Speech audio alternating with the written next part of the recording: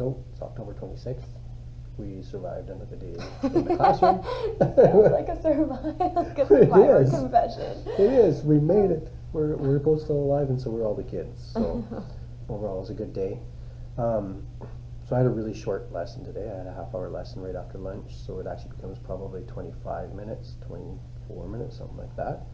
And I ended up feeling like I was really hammering through information really fast on the kids.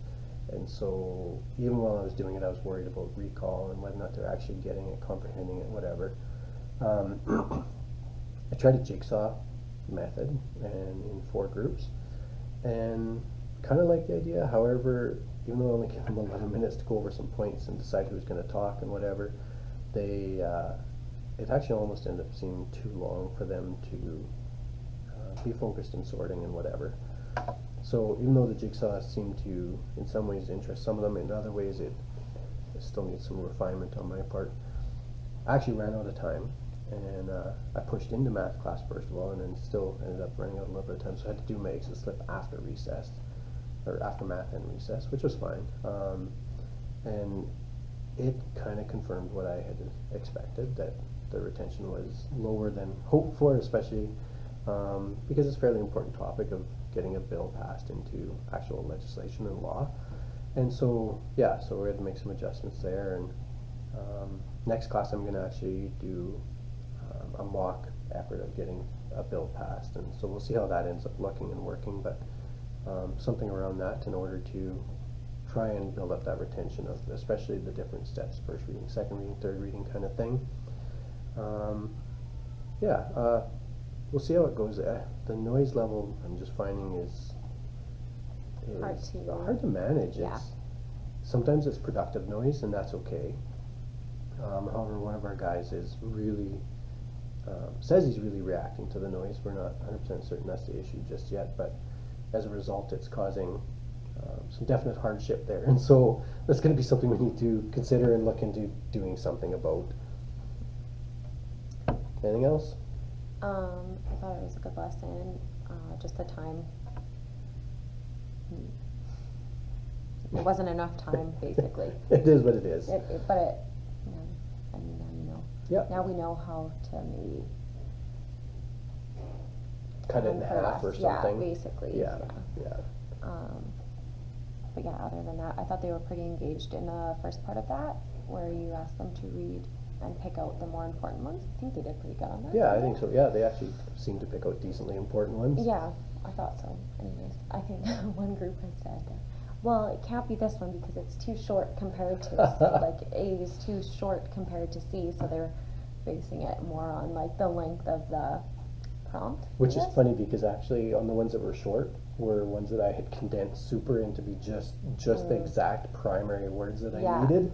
Whereas the other ones maybe had some extra explanation that they didn't need, so that's kind of funny. Yeah. Whatever. But all right, Carly's lesson. Okay, so I did a review from our last week's lesson on the circulatory system, and I was pleasantly surprised at how much they remembered from it. They didn't, I don't think most of them remembered the actual terms like right atrium, right ventricle, left atrium, left ventricle.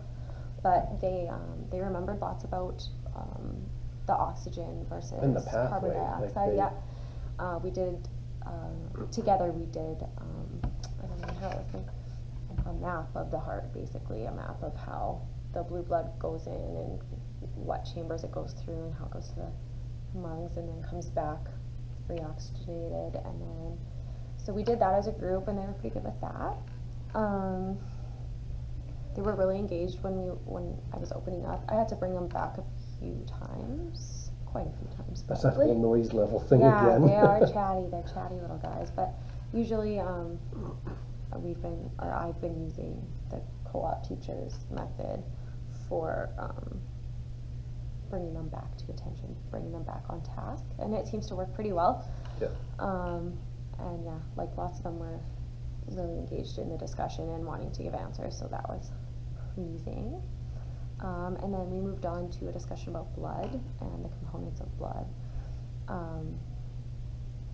The only thing that or one of the things I guess that I would have done differently would be, there's a reading area, as we showed you in our last video. There were some students in there, and one of them at least, I know for sure, was a weaker student, and I should have pulled him out of there, and I didn't, and I don't know why I didn't, because I remember looking back there and being like, he shouldn't be back there, he's not paying attention, I know it. So I should have maybe made him, while we were discussing the 4 components before we started our little experiment, I should have brought him out as well as whoever else was back there. I don't even know who else was back there, but they seem to be also engaged in the new information that I brought up, which was like plasma, white blood cells, red blood cells, and platelets, and some of them even had some prior knowledge of that. I think they've done this experiment that I'm going to talk to you about in a second. I think they had done it with this teacher a year previously, or some of them had. Yeah, some of the grade 6s I think must have, because they actually knew about plasma or and platelets. Yeah, I think Jamin, he knew platelets, and he was like, platelets, like super proud of it. So with the introduction of the new information, I think I was mostly addressing the front of the class when I should have maybe been trying to, because they sit everywhere, and I was focusing more on who was right in front of me, and I didn't really move too much around. It's hard to do that. Yeah, and looking back now, I should have maybe been walking around, or at least pacing back and forth and directing my attention in certain directions, but I wasn't. So that's something to remember for next time. It's one of those things when you're trying to write on the whiteboard, right, and interact with them. It can be interesting. It's hard to remember. Hard to balance it. Yes, balance. So then we did this little experiment. It's called a drop of blood, and basically you put all of the components of blood that are represented obviously by like different foods into a plastic bottle, and it's supposed to be what you would see if you were to look at a drop of blood under a microscope. So you would see a bunch of red blood cells, you would see a few, like a limited amount of white blood cells, and then some platelets. I just used some chocolate chips, mini chocolate chips for it, and then had a competition of whose was the most realistic. So the one that had lots of red blood cells, very few white blood cells, and like a medium amount of platelets kind of was the winner. It was it was loud, and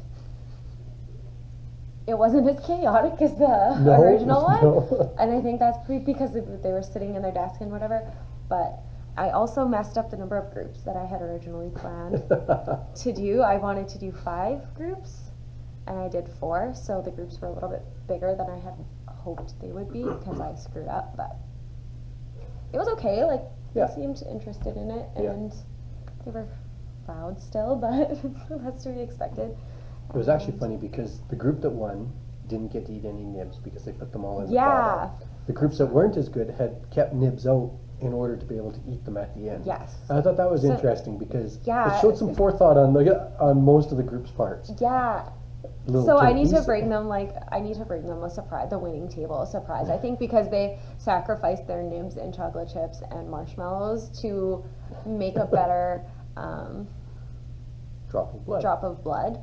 So I probably should have thought about that originally, but I did not. So yeah, I don't know. Yeah, it's again, we're dealing with the noise issue, and I think some of that is the kids getting to know us too, right? Yeah. And so they're pushing that, seeing how much they can get away with, and right now they're getting away with probably a little bit too much on both of us. Yeah. So we need to work on that still. But yeah, I think overall it was a good lesson, and the kids hopefully learned something out of it, and they'll remember. I think they will. I think they did. I mean, they did pretty well with the heart simulation, so I think it should be good. I think it'll be all right. Right.